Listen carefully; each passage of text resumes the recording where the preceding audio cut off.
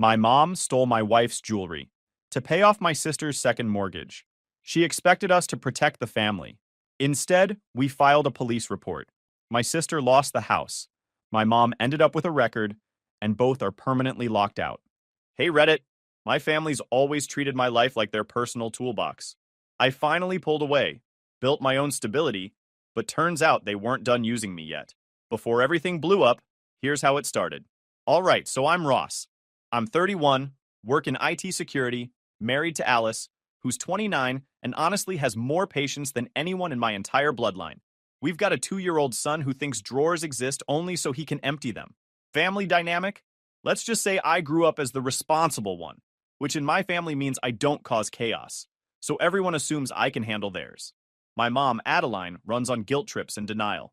My dad, Marshall, thinks any problem can be solved by pretending it doesn't exist. And then there's my sister, Lily, who believes the world owes her a favor for being born on a Wednesday or whatever. Anyway, that should be enough background for you to understand why none of what happened next should have surprised me, but somehow it still did. It was a Saturday, and Alice was getting ready for a family get-together. She goes to the dresser to grab her grandmother's gold necklace, the one she only wears on special occasions, and I hear her go quiet. Not the I'm thinking quiet, but the something is wrong quiet. Ross, where's my jewelry box? She hadn't opened it since the last special occasion, about a month ago, so we didn't know exactly when it disappeared. We only knew it was gone now.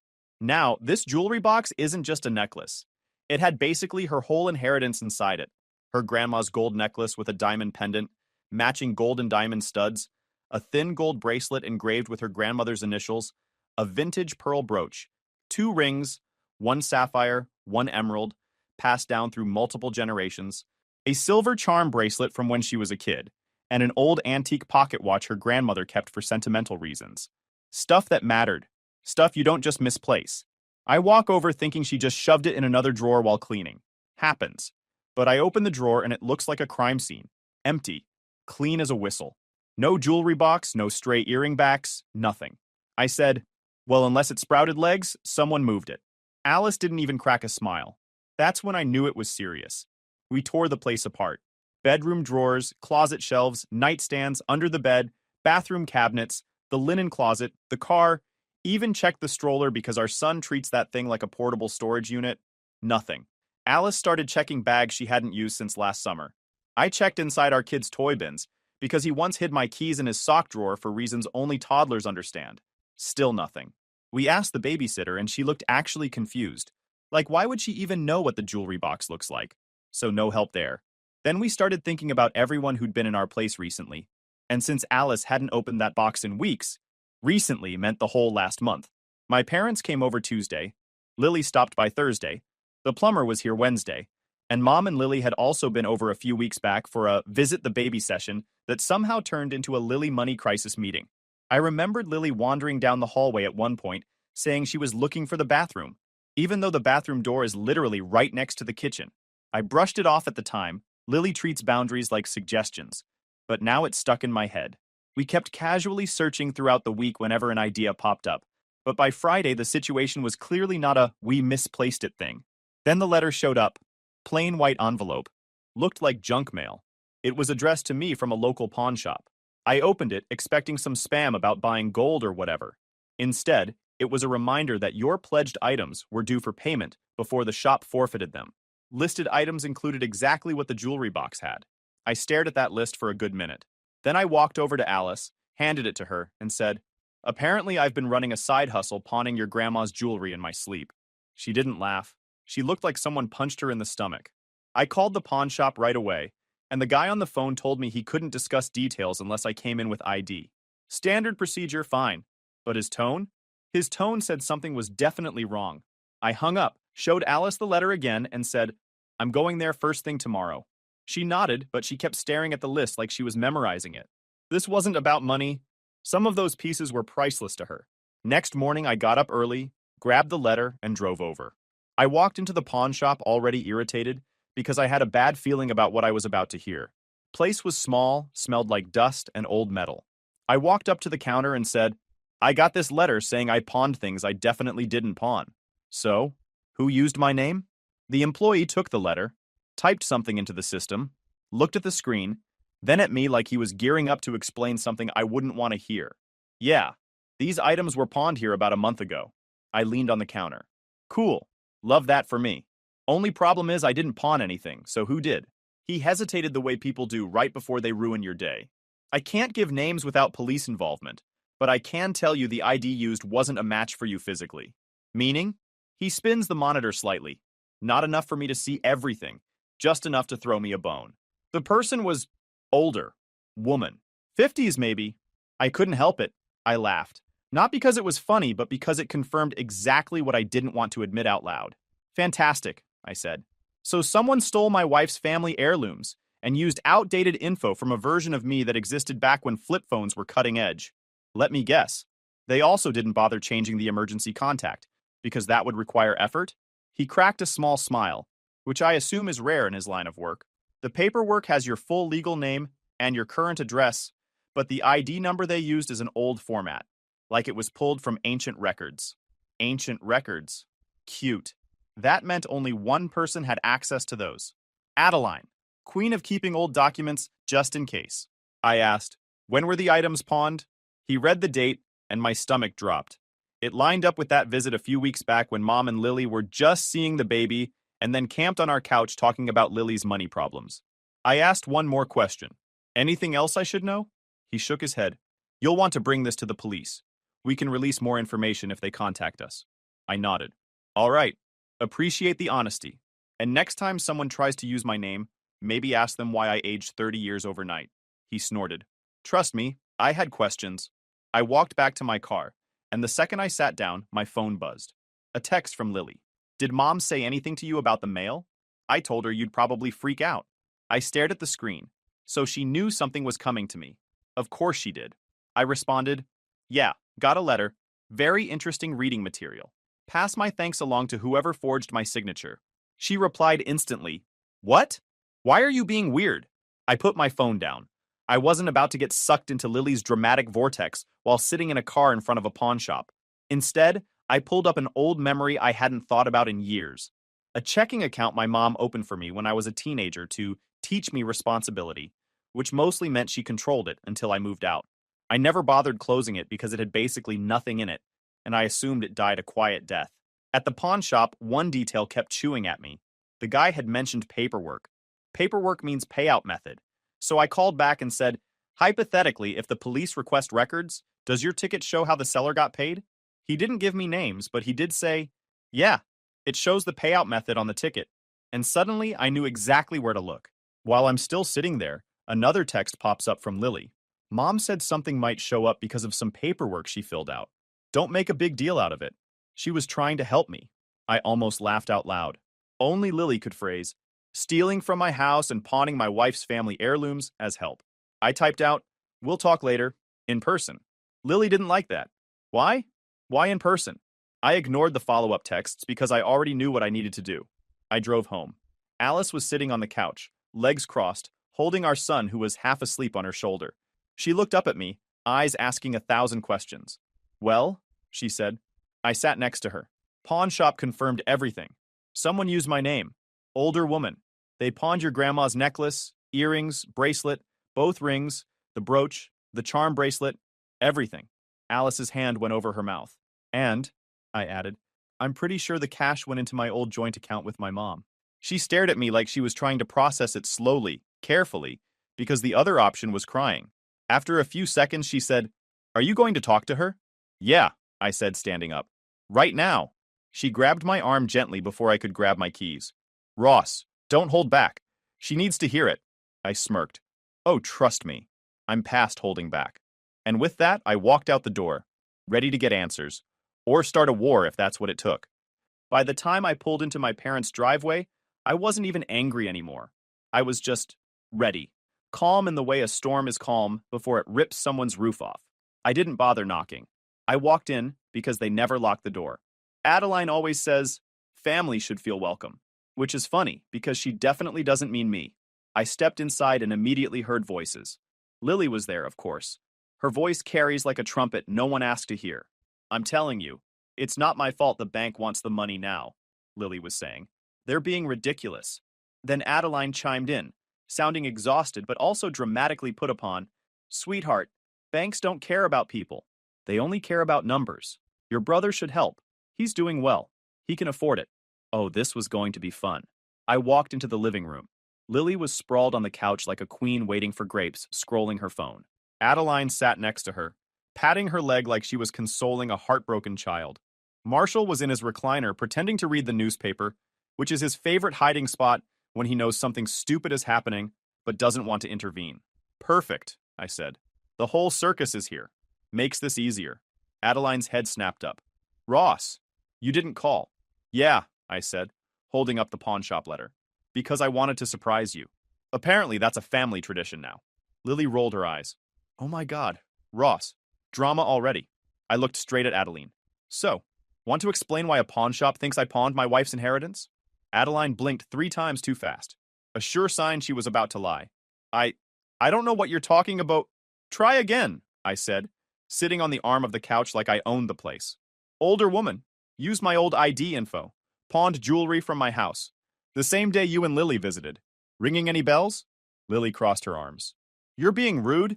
You can ask things nicely. I don't ask criminals nicely, I said without missing a beat. Only one older woman I know steals like she's speed-running Grand Theft Auto. Marshall's newspaper drooped, but he didn't say anything. Adeline sputtered. Criminals! Ross, how dare you call your own mother? Stole from my house, I corrected. Used my name. Pawned items worth thousands. What should I call you? A jewelry fairy? Lily scoffed.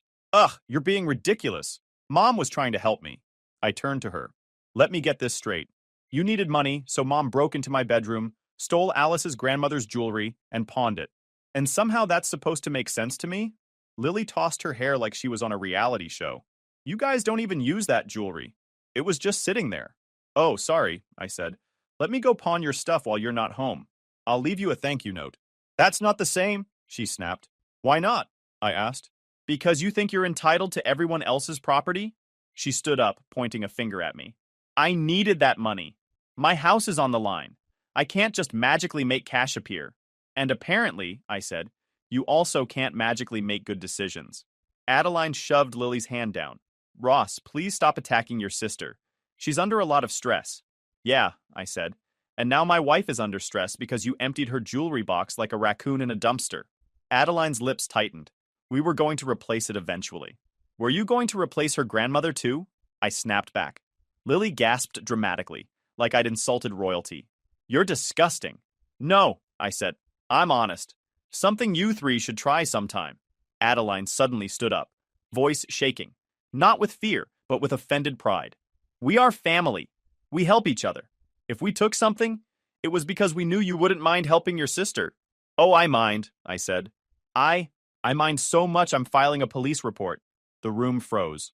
Marshall finally lowered the newspaper entirely. Now, son, let's not overreact. I stared him down. Your wife stole from my house. Your daughter benefited from the theft. I'm reacting exactly the right amount. Adeline's face twisted so fast it was almost impressive. If you tell the police, I'll have to tell DCFS about that burn incident with your child. They'll want to investigate. I raised an eyebrow. You want to weaponize child services against me because I caught you stealing? She didn't answer. Lily crossed her arms tighter. Wow, I said, standing. You guys are really racing for the worst family of the year. Congrats. Lily stepped toward me. If you ruin Mom's life, I swear... You swear what? I asked calmly. You gonna pawn something else? My car? She growled like she wanted to hit me, but knew I'd hit back verbally twice as hard. Adeline tried again, voice breaking. Ross, please, keep this in the family. Absolutely, I said, heading for the door. I'll tell the entire family, starting with the police. Adeline shouted my name as I walked out. Lily screamed that I was selfish. Marshall just sighed like he wished he'd stayed in bed. But I didn't stop. I was already halfway to the car. Game on. Filing a police report isn't exactly thrilling, but honestly, I felt calmer doing it than I had in that entire conversation with my family. At least the officer wasn't gaslighting me about pawnshop letters, mysteriously writing themselves. The officer at the front desk, a guy named O'Connell, listened while I explained what happened. He had that look cops get when they realize the story isn't even at the good part yet. So your mother took your wife's jewelry and pawned it using your name, he repeated, eyebrows raised. Yup, I said. And my sister's defense was basically, we don't use it enough to keep it. He blinked. That's not how property works. Don't tell them that, I said. They'll have a meltdown. He handed me a form. All right, fill this out. The detective assigned will follow up. By the time I finished writing everything down, dates, items, the pawn shop info, O'Connell had already entered the basic report into the system. Efficient guy. Maybe the only competent person I'd dealt with all week. 2 days later, I got a call from the detective assigned to the case, Detective Halden. Deep voice, sounded like he eats paperwork for breakfast. He asked if I could come in. Alice came with me because she refused to stay home worrying. When we sat down, Halden flipped through the report. Walk me through this again, he said. Start with the missing jewelry. So I did. The search, the visitors, the letter. Halden didn't interrupt once. He just wrote notes and occasionally nodded like, Yup, this tracks. This family sounds like fun. Then he asked, Do you have a list of the missing items? Alice handed him the printed list she made. It had everything. Necklace, earrings, bracelet, rings, brooch, charm bracelet, the antique pocket watch. Halden looked impressed. Usually people tell me a necklace and call it a day, he said. I shrugged. Alice is organized. I have many flaws. But marrying a disorganized person is not one of them. He smirked. All right. And you said the pawn shop described the person as an older woman? Older, female. Definitely not me, I said. Unless I magically changed gender and aged 20 years in a month. Halden leaned back. They can release footage to us if we request it. I'm going to get that. Also, I said, ask them for the pawn ticket details. Not just the items, the payout method. Halden's pen paused. Why? Because if my mom did this, she didn't do it clean, I said. She'd route the money somewhere she already had access to. He nodded once. Good thinking. We left feeling not good, but at least like someone competent was steering the ship. 3 days later, Halden called me again. Ross, he said, I have the footage. I didn't even need him to say more. The tone said it all. Let me guess, I said. A familiar face? Your mother walked in, handed over your information, pawned the items, and took the cash. It's clear as day. And the pawn ticket shows the payout was loaded onto a card tied to my old teen checking account, the one my mom still had access to, Halden said. Alice made a pained noise in the background. I put my hand on her shoulder. Halden continued. This is identity misuse and theft. I'm submitting the paperwork to request a warrant. You don't sound unsure, I said. I'm not, he replied. This is straightforward. Straightforward. Wish my family operated that way. The next 48 hours were quiet, which meant Lily was unusually quiet too, probably planning a new personality to guilt trip me with. Then, about 2.5 weeks after I first filed the report, my phone blew up with calls from Marshall. I ignored the first two. By the third, I figured somebody either died or needed a casserole. What? I answered. Marshall's voice was shaky. Ross, the police came. They arrested your mother. There was yelling in the background. Lily, obviously, shrieking something about how I was evil. I kept my voice neutral. That tends to happen when someone commits a crime. You didn't have to go this far, Marshall said, voice cracking. Oh, I absolutely did, I said. This is what accountability looks like. Welcome to it. Lily grabbed the phone. Are you happy? She screamed so loud I had to pull the phone back. You ruined everything! Mom is crying. Dad is a mess. I'm still living off other people's money? I asked. Yeah, I'm familiar with your routine. She screeched something unintelligible and hung up. Alice, sitting beside me, covered her face with her hands. I hate that it came to this. I hate that they forced it to, I said. Later that afternoon, Halden called. Just letting you know your mother was arrested and processed. She has a court date in a few weeks. She requested a lawyer and made no statements. What about Lily? I asked. She benefited from the theft. Unless we can prove she knowingly participated, we can only charge the individual who pawned the items and used your identity, Halden said. But the investigation officially lists her involvement. Alice squeezed my arm. That's something, at least. Halden cleared his throat. We'll keep you updated, Mr. Carter. After the call, I sat back and exhaled. Not relief, not victory, just the quiet realization that everything was now out in the open and couldn't be stuffed back down the way my family loved to do. Adeline had been arrested. Lily was spiraling. Marshall was desperately trying to pretend this was all a misunderstanding. But me? I was just getting started. I thought things might settle down after Adeline's arrest. Maybe they'd disappear into lawyer consultations, loan papers, and Lily's usual dramatic spirals. But no. My family treats chaos like it's a group hobby. About a week after the arrest, I got a call from a number I didn't recognize. Normally, I don't pick those up, but something told me I should. Hello, is this Ross Carter? A calm woman asked. Yes, I said. Who's calling? This is Rivera with the Department of Child and Family Services. We received a report regarding your son and need to schedule a home visit. I closed my eyes for a second, not out of fear, just to give myself a moment to swallow the irritation before it turned into sarcasm. Rivera didn't earn that. I understand, I said evenly. I'm assuming this is about the burn he had months ago? Yes, she said. The report mentioned a burn and concerns about supervision. All right, I said. We have the ER paperwork and follow-up documents. You're welcome to come by today. There was a brief pause, like she wasn't used to cooperation. Today works. Thank you. When I told Alice, she sighed and shook her head. They're really doing this. I put an arm around her shoulders. And they're going to fail at it. Like they fail at everything that requires brains. When Rivera arrived that afternoon, she was professional, polite, and didn't walk in with an attitude, which meant she got nothing but respect from me. I opened the door. Ms. Rivera, thanks for coming. Please come in. She nodded. Thank you for being available on short notice. No problem, I said. We've got nothing to hide. Alice joined us in the living room, holding our son. He was happily chewing on a toy dinosaur like it owed him money. Rivera sat down, clipboard ready, but her tone stayed calm. First, can you tell me what happened with the burn? I handed her the folder of documents we'd already prepared. He touched a hot pan when Alice had just turned off the stove. We rushed him to the ER immediately. They documented everything, and we followed all aftercare instructions. He healed fine. She skimmed the paperwork, nodding as she went. No judgment, no assumptions, just doing her job. Thank you, she said. I'll need to check a few areas of your home. His room, safety measures, things like that.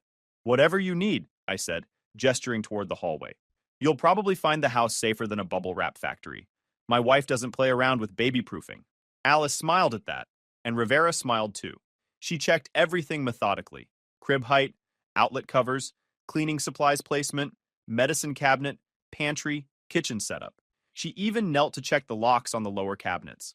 Our son followed her like she was the most interesting person he'd ever seen. When she finished, she stood and wrote a final note. Everything looks very appropriate. I have no concerns so far. I nodded respectfully. Appreciate you taking the time. I just have a few more routine questions, she said. We answered them honestly.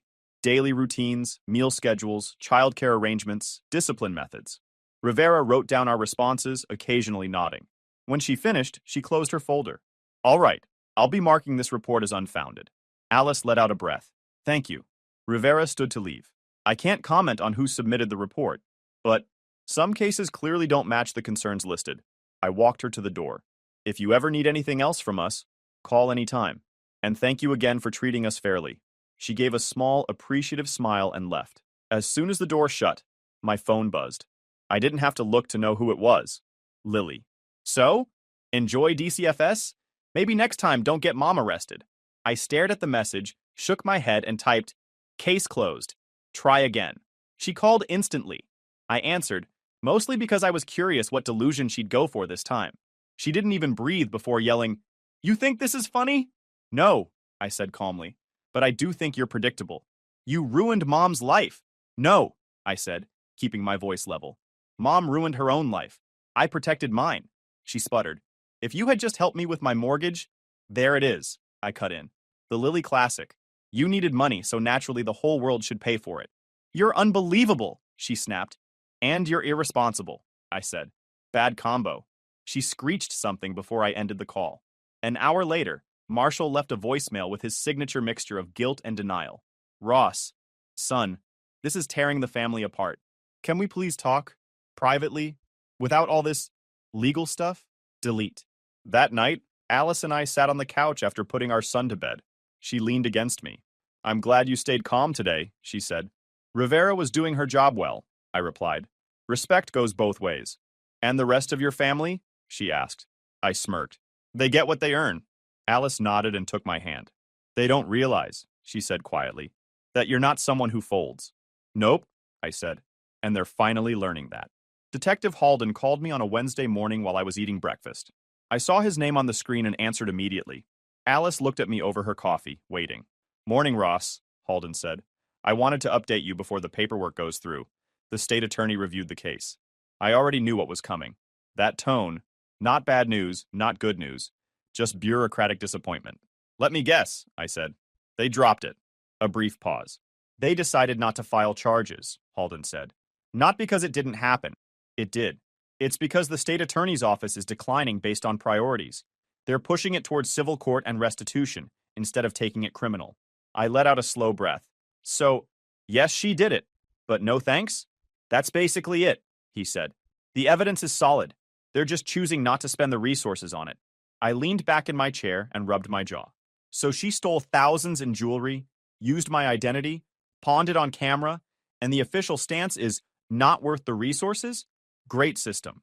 Halden exhaled like he agreed, but couldn't say so. I understand the frustration, but the arrest will still appear on her record. Alice perked up at that. So she doesn't just walk away clean? No, Halden said. The arrest stands. And the pawn shop already confirmed they're cooperating if you choose civil action. I nodded. All right. Thanks for the update, Detective. Call me if you need anything, he said, and hung up. Alice came closer and placed a hand on my shoulder. So that's it? Criminal case is over? Pretty much, I said. But consequences still exist, just not the ones we wanted. She nodded. Then we focus on what we can control. That was one thing about Alice. She didn't spiral. She didn't catastrophize. She adjusted. And I loved her for it. Later that day, Halden emailed us the paperwork we needed to reclaim whatever jewelry hadn't been sold yet. The pawn shop had to hold certain items past the redemption window for investigation. Now that the criminal case was closed, they could return what remained. We drove over that afternoon. The same guy from before recognized me instantly. Hey, he said. Detective said you'd be coming. He brought out a tray with what they still had left. The gold bracelet with the initials, the vintage pearl brooch, the silver charm bracelet, and the antique pocket watch. Alice's eyes softened but also tightened, relief mixed with grief. The missing items were obvious. The necklace, the diamond earrings, the sapphire and emerald rings. Sold. Gone. No way to get them back. I'm sorry about the missing pieces, the employee said. Once they were sold, it's out of our hands. I nodded. Not your fault. You didn't steal them. Alice held the bracelet gently, tracing the initials with her thumb. At least we got something back. We packed the items carefully and left. On the drive home, I got a call from an unknown number. I didn't answer. A minute later, I got a text from Lily. Heard Mom's charges got dropped. Guess justice wins. I smirked. The delusion was astounding. Her arrest record says hi. She didn't respond for a while. Then, you're disgusting. You want your own mother to suffer? I lost my house because of all this. Are you happy now? There it was. The real issue. Not justice. Not morality. Her house, not because she'd mismanaged money for years. Not because she ignored every piece of advice anyone had ever given her. No, in Lily's world, everything bad was always someone else's fault. I typed back, you lost your house because you made terrible decisions and expected everyone else to pay for them.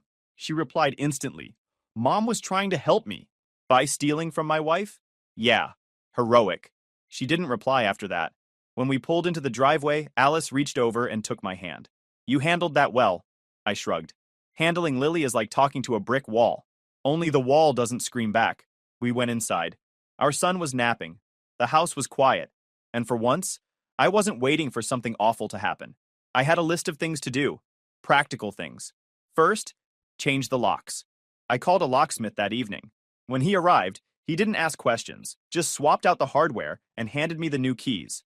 I thanked him, tipped him well, and tossed the old keys into a drawer. Next, remove family from all access lists. Daycare pickup, pediatrician emergency contacts, everything. Only Alice, myself, and one close friend remained authorized. Then, freeze my credit. Because if Adeline had used my old information once, I wasn't giving her a sequel. Finally, secure the recovered jewelry. Alice and I placed the items gently into a new safe we'd bought, a heavy steel fireproof model that wasn't going anywhere. When everything was done, we sat together on the couch, the safe locked and bolted in place behind us. Alice rested her head on my shoulder. They won't stop, you know. No, I said. But they also won't get close again. She nodded. Good. I got another call from Marshall. I let it ring out. He left a voicemail. I didn't listen to it. At this point, I didn't need to hear anything else from any of them. They'd already said enough, and done enough, and lost enough, and I wasn't losing anything else to them ever again. I woke up the next morning feeling normal, centered. Like I'd finally stopped trying to negotiate with a house fire. Alice was in the kitchen making breakfast. Our son was in his high chair smashing blueberries like he was interrogating them. It felt like a real life again, not the extended fever dream my family had dragged us into for weeks. Alice glanced over her shoulder and smiled. Hey, sleep okay? Better than Adeline, I'm sure, I said, grabbing coffee. Ross, she said softly.